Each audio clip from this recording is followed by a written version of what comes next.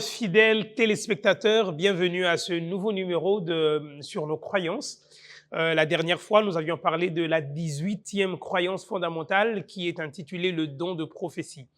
Et nous avions tenté d'expliquer de façon en résumé que la prophétie est une chose qui peut se produire par tout le monde. Plusieurs personnes peuvent avoir une prophétie. Dieu peut envoyer des messages par n'importe qui. Mais le prophète est une personne particulière qui mène toute une vie qui est caractérisée par la prophétie ou les prophéties et les révélations. Et ces prophéties sont d'une portée universelle. Ce ne sont pas des prophéties d'une portée individuelle ou familiale, mais ce sont des prophéties d'une portée universelle. Donc, dans le message qui est donné dans ces révélations, dans ces visions, on trouve les événements du temps de la fin, on trouve les éléments liés à la seconde venue de Christ, on trouve des instructions de répréhension, des informations afin de permettre à l'Église du reste, c'est-à-dire l'Église qui garde les commandements de Dieu et la foi de Jésus, tel qu'Apocalypse 14, 12 le mentionne, afin qu'elle se prépare à la rencontre de son époux. Et aujourd'hui, nous allons apprendre un nouveau numéro. Mais avant de vous dévoiler le sujet, je vous invite à incliner vos têtes et nous allons prier. Éternel Dieu, créateur des cieux et la terre, nous avons besoin de ta présence. Nous avons besoin de ton esprit. Envoie-le afin qu'il nous accorde la meilleure compréhension de ta parole. Au nom de Jésus. Amen. Voilà, merci beaucoup. Aujourd'hui, nous allons apprendre la 19e croyance fondamentale qui est intitulée la loi de Dieu. Évidemment, je sais que le sujet de la loi, ça résonne un peu pour les oreilles sensibles avec la notion de la grâce. Il y a beaucoup de confusion. Voilà, nous ne sommes plus sous la loi, nous sommes sous la grâce. Il y a patati patata, il y a tellement de théories. Mais aujourd'hui, j'aimerais qu'on puisse se fixer sur un détail très précis. Est-ce que cette loi, elle est valable? Elle est utile pour nous? Elle est importante? Ou effectivement, nous ne sommes plus sous la loi, mais nous sommes sous la grâce. Je vais vous donner des éléments indicateurs et je crois qu'à la fin, nous allons tirer une conclusion. Les grands principes de la loi de Dieu sont contenus dans les 10 commandements et manifestés dans la vie du Christ. Les 10 commandements sont considérés comme la loi morale. Et très souvent, lorsqu'on parle de la loi de Dieu, on fait référence aux 10 commandements de Dieu. Les 10 commandements contenus, autrement appelés la loi de Moïse, la loi morale, la loi immuable, ce sont des synonymes qui permettent de comprendre l'importance et la différence qu'il faut apporter entre les 10 commandements, la loi de Dieu, et les autres lois qui sont contenues dans Lévitique, dans le livre de la Torah et tout ce que vous connaissez. Il y a des lois qui ont expiré, qui étaient d'ordre sacrificiel, on immolait les agneaux, on tuait les boucs, on les sacrifiait. Il y avait des lois d'ordre sacrificiel. Avec l'avènement de Christ, parce que les sacrifices étaient considérés comme le type, et l'avènement de Christ, c'est comme l'antitype, l'accomplissement, parce que toutes ces choses n'étaient que l'ombre des choses à venir. Et le Christ lui-même, quand il est arrivé, il s'est offert en sacrifice. Ces lois elles ont expiré, elles ne sont plus d'actualité. Vous voyez? Et il y a tellement une panoplie de lois comme ça dans la Bible. Lorsque vous ne faites pas la différence, vous ne les différenciez pas correctement, vous vous perdez. Vous rejetez la loi de Dieu en bloc, oubliant qu'il y en a qui sont encore d'actualité. Il y a la loi sanitaire. Vous avez la santé jusqu'à aujourd'hui. Vous devez prendre soin de votre corps. Sur quoi vous devez vous atteler quand vous mangez, quand vous buvez. Et concernant la morale, vous ne pouvez pas tuer, vous ne devez pas voler, vous ne pouvez pas commettre de l'adultère, vous ne pouvez pas déshonorer vos parents, vous ne pouvez pas... Il y a tellement de choses. Alors vous voyez maintenant dans ce sens, si nous rejetons tout en bloc disant, voilà, nous ne sommes plus sous la loi, nous sommes sous la grâce, alors nous pouvons voler. Là, lorsqu'il y a des guerres et qu'on viole les femmes, on viole les filles, on tue les gens, on tue les innocents, c'est normal parce que nous ne sommes plus sous la loi. Il n'y a plus de loi. Alors, vivons tel que nous voulons. C'est le libertinage maintenant. Chacun fait ce qu'il veut parce que de toute façon, nous sommes sous la grâce. Voyez-vous, c'est complètement erroné. Et parler de l'expiration de la loi et la rejeter en bloc, c'est de l'immoralité. Et les 10 commandements de Dieu mettent en exergue la moralité, notre relation envers nos prochains et notre relation avec Dieu. C'est comme ça que vous verrez les 4 premiers commandements mettent un accent sur notre relation avec Dieu, notre devoir et notre façon de faire les choses vis-à-vis de Dieu. Et les 6 autres mettent un accent sur notre relation envers nos prochains. Alors, on nous dit qu'ils expriment, c'est-à-dire les 10 commandements, ils expriment l'amour, la volonté et les desseins de Dieu concernant la conduite et les relations humaines et sont impératifs pour tous les hommes de tous les temps. Les 10 commandements de Dieu n'expireront jamais. Les lois liées à la santé n'expireront jamais. Ce sont des lois qui permettent à ce que nous puissions exister. Lorsque vous fumez, lorsque vous prenez de l'alcool, lorsque vous vous enivrez et que vous commettez des actes odieux, cela est contraire à la moralité. Lorsque vous tuez, lorsque vous êtes idolâtre, c'est immoral.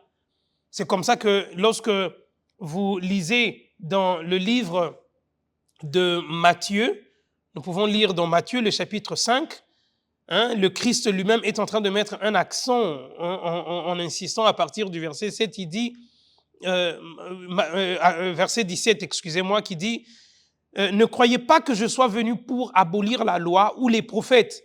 Je suis venu non pour abolir, mais pour accomplir. » Écoutez le verset suivant. « Car je vous le dis en vérité, tant que le ciel et la terre ne passeront point, il ne disparaîtra pas de la loi un seul iota ou un seul trait de la lettre jusqu'à ce que tout soit arrivé. » Donc, nous voyons le Christ lui-même en train de confirmer la loi.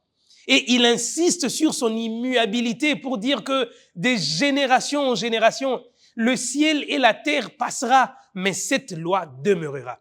Même dans l'éternité, la morale demeurera.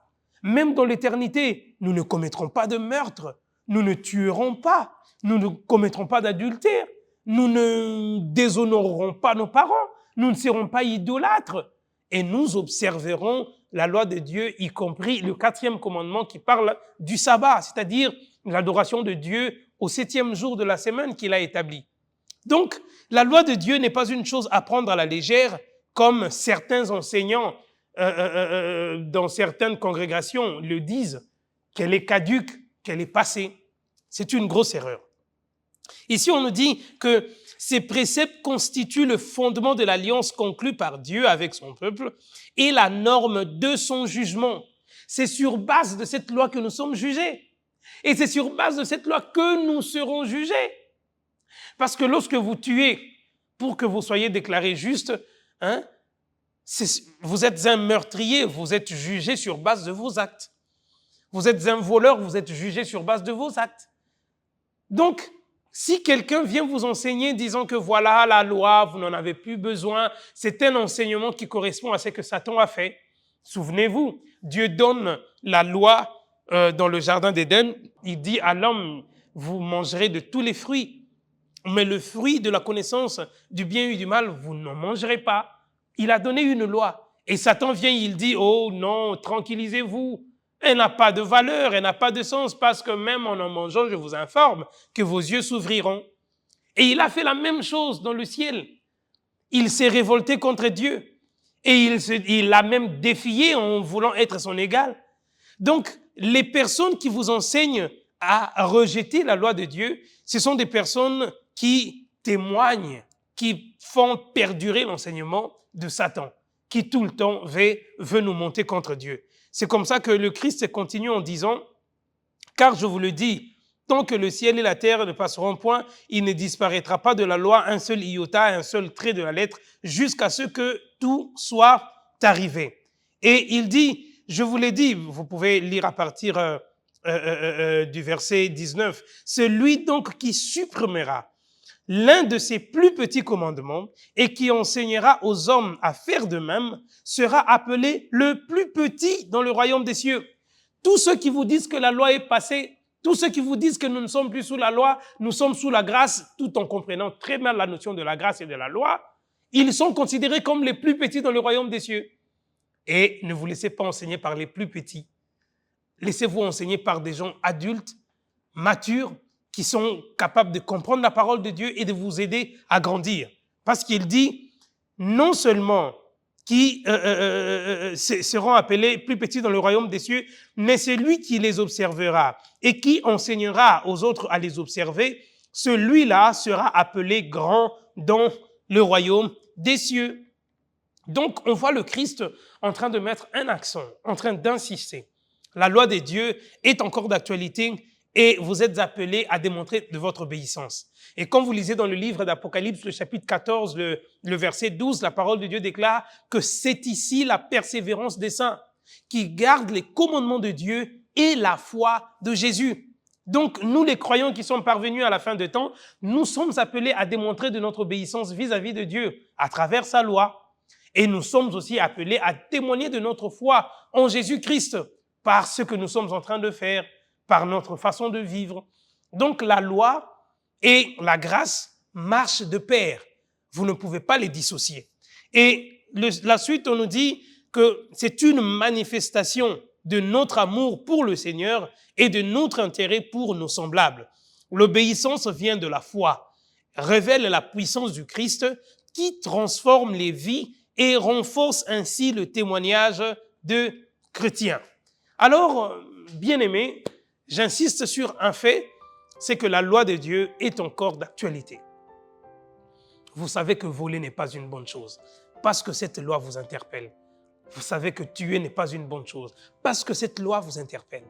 Et vous savez que l'adoration de Dieu est une chose sacrée et très importante.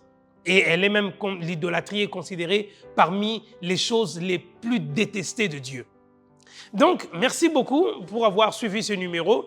Nous reviendrons dans les prochains numéros pour vous accorder beaucoup plus d'éclairage et de précision. Mais pendant ce temps, si vous avez des commentaires, des questions, n'hésitez pas à nous les déposer.